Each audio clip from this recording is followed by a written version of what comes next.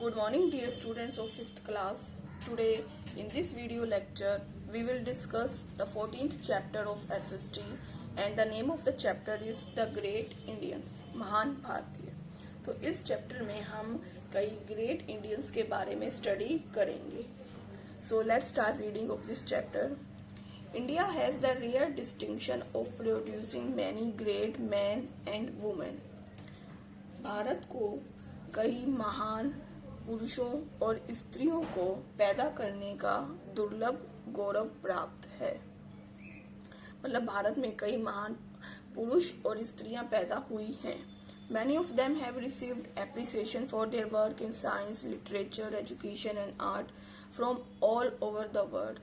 उनमें से many of them बहुत सारों को प्राप्त है appreciation मतलब प्रशंसा प्राप्त है फॉर देयर वर्क्स उन्होंने जो भी कार्य किए हैं उनके जो भी कार्य है किसमें साइंस में लिटरेचर में साहित्य में एजुकेशन में और एंड आर्ट में कला में from all over the world पूरे संसार में some of the great man who earn world fame are as follow इनमें से कुछ व्यक्ति जिन्होंने बहुत फेम प्राप्त किया है बहुत प्रसिद्धि प्राप्त की है उनके नेम इस प्रकार हैं।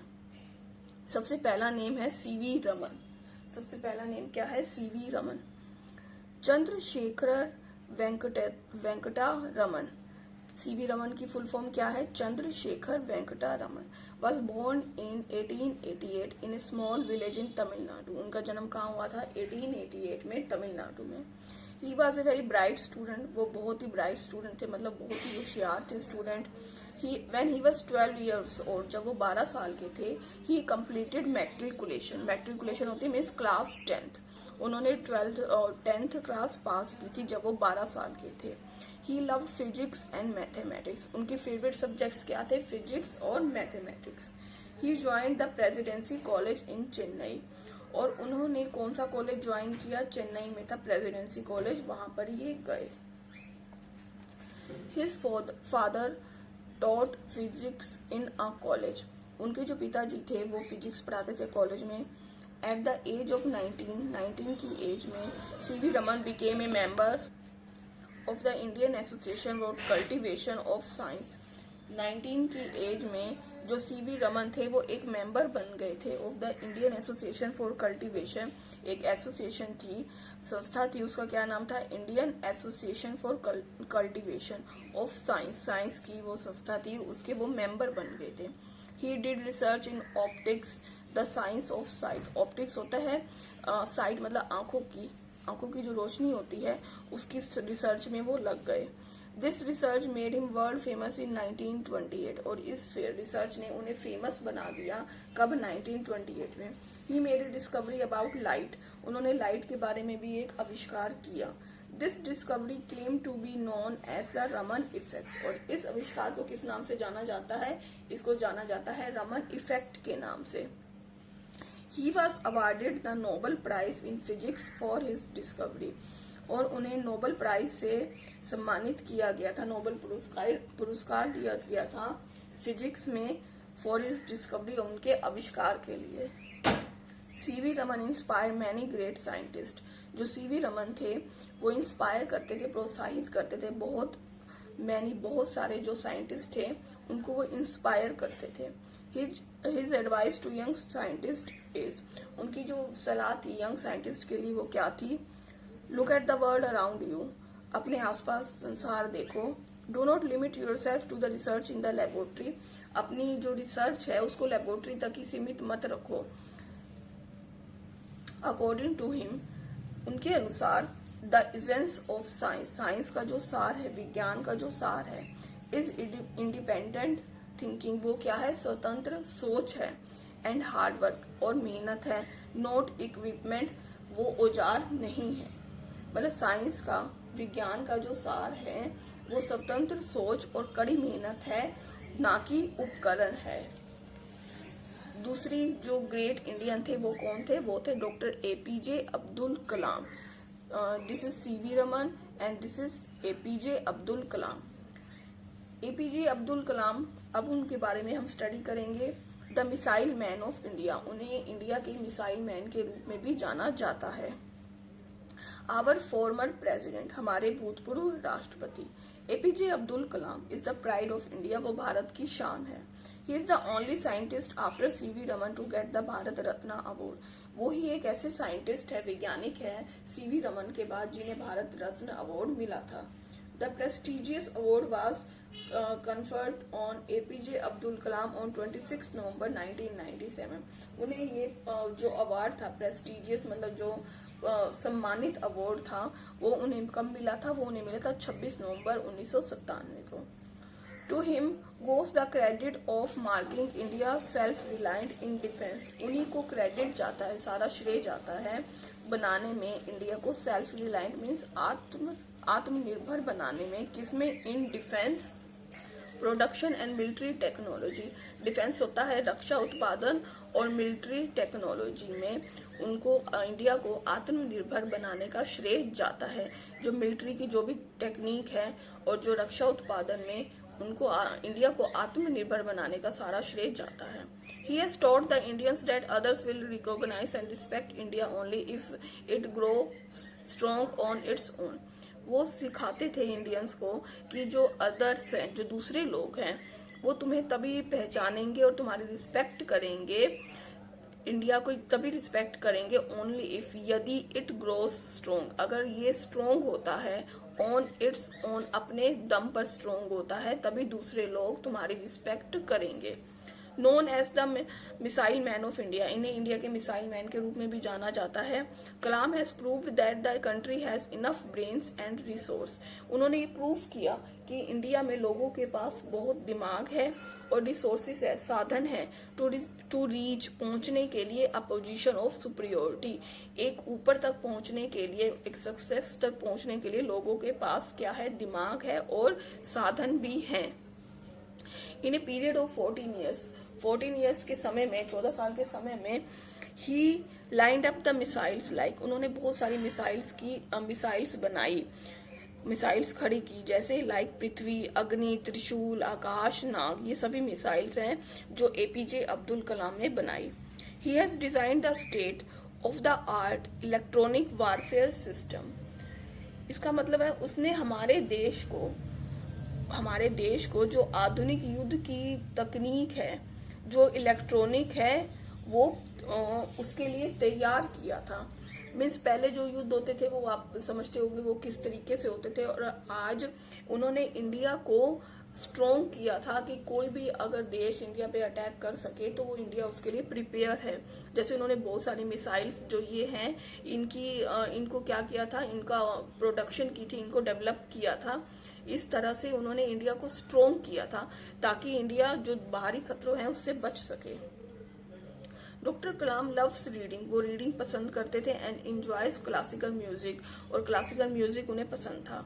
He is also a poet in Tamil, वो एक पोएट भी थे, कौन सी लैंग्वेज में? तमिल में।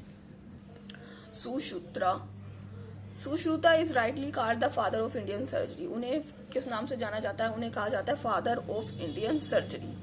He was the first person to have studied in detail, वो पहले पर्सन थे जिन्होंने डिटेल में स्टडी की थी the structure of human body के स्ट्रक्चर पर, ढांचे पर। To understand the human body he studied dead bodies, human body को समझने के लिए वो डेड बॉडीज पे स्टडी करते थे। He tied the dead body to a heavy load, वो एक डेड बॉडी को एक बहुत सारे हैवी लोड से, मतलब उस पर कोई हैवी चीजें बांध देते थे, and placed it in a canal और ए स्मॉल रिवर, और उसे कैनल या फिर नदी में फेंक देते थे। आफ्टर ए वीक और सो, एक हफ्ते बाद या और कुछ दिनों बाद, ही टुक आउट द बॉडी, वो बॉडी को निकालते थे, and remove the dead skin, और उसकी डेड स्किन को भी निकालते थे, with the help of A brush, एक ब्रश की हेल्प से, and studied the internal organs, और जो ये अंदर के ऑर्गन्स होते थे उनको वो स्टडी करते थे। आयु means life, Veda means knowledge, just Ayurveda is system which provides knowledge about life, तो आयुर्वेदा का मीनिंग क्या होता है? ज्ञान प्राप्त करना जीवन के बारे में। Sushruta studies had greatly helped us in understanding the structure of human body, तो उनकी स्टडी ने बहुत हेल्प की थी ह्यूमन बॉडी के स्ट्रक्चर, ढांचे को समझने में।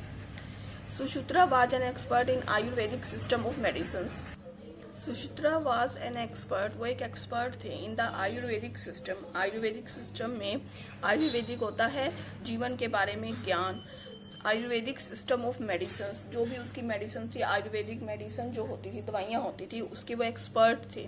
ही discover the medicinal value of garlic, और उन्होंने ही जो गार्लिक होता है, गार्लिक में जो लहसुन होता है, उसकी जो बहुत फायदे होते हैं दवाइयों के रूप में, उन्होंने उसको डिस्कवर किया था। Sushruta was the father of modern plastic surgery, वो फादर थे, पिता थे किसके, मॉडर्न प्लास्टिक सर्जरी के। He was also an expert in the surgery of nose, cataract and malignant boils, और वो भी इन चीजों में भी एक्सपर्ट थे, किसकी सर्जरी में, नोज, नाक की, कैटरैक्ट होता है मोतियाबिंद, and malignant boils, malignant boils होते हैं जो घातक फोड़े होते हैं ना, उनकी सर्जरी में वो एक्सपर्ट थे। In fact, plastic surgery used in modern times is also a contribution of Sushruta. जो आज के समय में जो प्लास्टिक सर्जरी करते हैं आज के समय में, वो भी किसका योगदान है, वो सुश्रुता का ही योगदान है। He even used to make artificial limbs, वो बनाते थे आर्टिफिशियल लिम्स, लिम्स होते हैं हाथ और पैर, जो आर्टिफिशियल नकली हाथ और पैर थे वो उनके बनाते थे। For those who lost their arms and legs during war, उन लोगों के लिए जो वार के समय अपने हाथ और पैर खो देते हैं। All his findings and experiences are compiled in a book called Sushruta संहिता। उनकी सभी जो खोज है और सभी जो अनुभव है वो सभी एक ही बुक में संकलित हैं, और उस बुक का नाम क्या है, Sushruta Samhita. This book contains information on all aspects of surgery, और ये बुक में कंटेन है, रखती है सभी जानकारी, सभी एक्सपेक्ट्स की, सभी पहलुओं की सर्जरी की, इंक्लूडिंग द इंस्ट्रूमेंट्स, और उसमें इंस्ट्रूमेंट्स औजार भी शामिल है रिलेटेड टू सर्जरी, जो सर्जरी करते समय यूज होते थे। He used a variety of instruments, वो बहुत सारे इंस्ट्रूमेंट्स यूज करते थे, मेड ऑफ डिफरेंट मेटल्स, जो डिफरेंट धातुओं के बने होते थे, such as silver, iron etcetera, in conducting operation करते समय। Sushruta was a great teacher, वो एक अच्छे अध्यापक भी थे। The work done by him, उनके द्वारा जो भी काम किया गया, एंड ग्रेट पर्सन्स लाइक, और बहुत सारे ग्रेट पर्सन्स व्यक्ति थे, लाइक जैसे Dhanvantari, Atreya and Charaka, has enriched our knowledge in this field, और उन्होंने, इन व्यक्तियों ने हमारी नॉलेज इस फील्ड में और बढ़ाई। Did you know, Charka was the famous Indian physician, जो चरका थे वो फेमस इंडियन फिजिशियन थे, फिजिशियन मतलब चिकित्सक थे।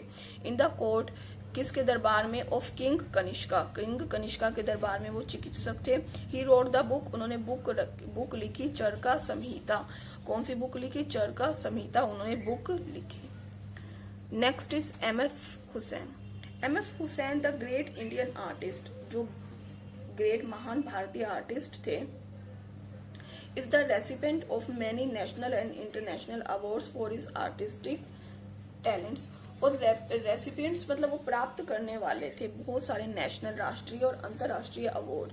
अपने जो आर्टिस्टिक होता है, जो भी कला के क्षेत्र में उनका जो भी टैलेंट था, उसके लिए उन्होंने बहुत सारे नेशनल और इंटरनेशनल अवार्ड प्राप्त किए। He has made hundreds of paintings, उन्होंने 100 ऑफ पेंटिंग्स उन्होंने बनाई। And his paintings have been exhibited all over the world, और उनकी जो पेंटिंग है उनकी प्रदर्शनी पूरे संसार में की जाती है। इन 1946 में his paintings got an award, उनकी पेंटिंग्स को अवार्ड मिला from the Bombay art society, Bombay art society की तरफ से उनकी पेंटिंग्स को अवार्ड मिला।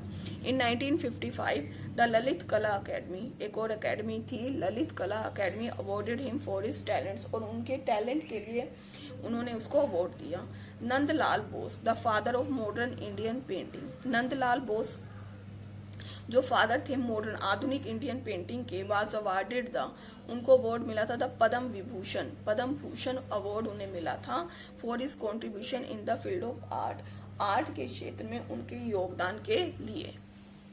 नेक्स्ट जो ग्रेट पर्सनैलिटी है वो कौन है, MS Subbulakshmi. MS Subbulakshmi was Subbulakshmi the well known classical singer, वो क्लासिकल सिंगर थी। वाज गिवन द प्रेस्टिजियस, और उन्हें भी प्रेस्टिजियस मतलब अवार्ड मिला था, प्रेस्टिजियस होता है सम्मानित अवार्ड मिला था, भारत रत्न अवार्ड उन्हें मिला था for her contribution in the Carnatic classical music, उनके योगदान के लिए कौन से क्षेत्र में, कर्नाटिक क्लासिकल म्यूजिक में। अर्लियर पहले Carnatic classical music were dominated by man only, कि पहले जो कर्नाटिक क्लासिकल म्यूजिक होता था वो किसके द्वारा राज किया जाता था, वो किया जाता था मैन ओनली, आदमियों के द्वारा, कि उसमें सिर्फ आदमी ही होते थे। The Bharat Ratna is the highest civilian award, जो भारत रत्न होता है वो बहुत ही ऊंचा सिविलियन मतलब नागरिक अवार्ड होता है, गिवन टू एन इंडिविजुअल, एक व्यक्ति को दिया जाता है, फॉर हिज और हर यूनिक एंड एक्सीलेंट कॉन्ट्रीब्यूशन, उसके या उसके मतलब मेल या फीमेल दोनों को दिया जाता है उसके यूनिक और एक्सीलेंट कॉन्ट्रीब्यूशन के लिए, योगदान के लिए, अनोखे योगदान के लिए, in an area of work, in any area, कोई भी एरिया हो सकता है, चाहे वो आर्ट हो सकता है, लिटरेचर हो सकता है, कोई भी एरिया हो सकता है, उसमें उनके महान योगदान के लिए ये अवार्ड दिया जाता है। MS Subbulakshmi grew up in an environment full of musical beats and rhythm. MS Subbulakshmi उस एनवायरनमेंट में बड़ी हुई, मतलब उनके घर में पूरी तरह से म्यूजिकल एनवायरनमेंट था, रिदम होती है ताल, म्यूजिकल एनवायरनमेंट था उनके घर में। Her father was a Veena player, जो उनके फादर थे वो वीणा प्लेयर थे। Her mother taught her music right from her childhood, उनकी मम्मा ने, उनकी मदर ने उनको शुरू से ही, बचपन से ही म्यूजिक सिखाया। She recorded her first music album at the age of 10, जब वो 10 साल की थी तो उन्होंने अपना फर्स्ट म्यूजिक एल्बम रिकॉर्ड किया। Then she started singing on the stage, और उसके बाद उन्होंने स्टेज पर गाना शुरू कर दिया। She practise for hours every day to attain perfection in her singing, वो हर रोज काफी घंटे रियाज करती अपनी सिंगिंग में परफेक्शन लाने के लिए। Subbulakshmi won the hearts of people with her melodious voice, और उन्होंने बहुत सारे लोगों का दिल जीता अपनी मेलोडियस मतलब अपनी मीठी आवाज से। She even contributed in feature films, और उन्होंने फिल्म्स में भी अपना योगदान दिया। प्रोड्यूस्ड बाय हर हस्बैंड, जो उसके हस्बैंड के द्वारा प्रोड्यूस की जाती थी, बनाई जाती थी, ऐसे सिंगिंग स्टार, एक सिंगिंग स्टार की तरह गाना गाकर। डिवोशनल सॉन्ग्स होता है भजन, संग बाय हर, जो उनके द्वारा गाए जाते थे इन द फिल्म में। Meera were highly appreciated, Meera एक सॉन्ग था जो उन्होंने गाया था, वो बहुत पसंद किया गया था। द डिवोशनल सॉन्ग वैष्णव जन तो तेने कहिए, जो पीर पराए जान के, ये एक सॉन्ग है जो उनके द्वारा गाया गया था, ये बहुत ही फेमस हुआ था। और sung by her brought tears in the eyes of Mahatma Gandhi, ये सॉन्ग को सुनकर महात्मा गांधी की आंखों में आंसू आ गए थे। She participated in the musical concerts, वो पार्टिसिपेट करती थी, किसमें पार्टिसिपेट करती थी, वो पार्टिसिपेट करती थी इन म्यूजिकल कॉन्सर्ट्स, जो म्यूजिकल के जो भी कार्यक्रम होते थे संगीत के, उसमें वो पार्टिसिपेट करती थी। In New York, London, Moscow and many other places, जो भी इन जगह पे कार्यक्रम होते थे म्यूजिक के, वो उनमें पार्टिसिपेट करती थी। वेरियस अवार्ड्स रिसीव्ड बाय हर, ये बहुत सारे अवार्ड्स है जो उन्हें मिले थे। फर्स्ट कौन सा मिला था? द संगीत कलानिधि अवार्ड, कब मिला था? इन 1968। द मैग्सेसे अवार्ड, ये कब मिला था? इन 1975। द कालिदास अवार्ड, ये कब मिला था? ये उन्हें मिला था 1988। The Indira Gandhi award for national integration होता है एकता, इन 1990। The Bharat Ratna award in 1998। The national award bye Ram सेवा मंडल बेंगलुरु, आज उसको बेंगलुरु कहते हैं, पहले उसको किस नाम से जाना जाता था? बेंगलोर, इन 2001। ये सभी अवार्ड्स उनको मिले थे। The names of 2 Indian classical singers, यहाँ पर हमने 2 इंडियन क्लासिकल सिंगर्स के नाम लिखने हैं। Subbulakshmi is an excellent example of simple living and high thinking, वो सादा जीवन और उच्च विचार की एक अच्छी एग्जाम्पल है, उदाहरण है। She is well known for her social service, वो अपनी समाज सेवा के लिए भी जानी जाती हैं। Subbulakshmi donates the royalty received by her, उन्हें जो भी सम्मान मिला था डोनेट्स, उन्होंने उसका दान कर दिया। ऑन हर एल्बम्स, जो भी वो अपनी एल्बम्स बनाती थी, रिकॉर्डिंग्स बनाती थी। For the welfare of the blind and needy people, किसके विकास के लिए, किसके मतलब वेलफेयर, किसकी भलाई के लिए? जो ब्लाइंड पीपल थे, जो अंधे लोग थे, और जो नीडी, जिनकी जरूरत होती थी, उनके लिए उन्होंने अपना जो भी उनको रिसीव्ड मिला था, जो भी रॉयल्टी मतलब जो भी उन्हें इनाम मिला था, वो सभी उन्होंने डोनेट कर दिया। So students, with this we have finished our chapter 14, the great Indians. And what is your homework? Your homework is you will read this chapter again at your home and try to understand this chapter. Thank you.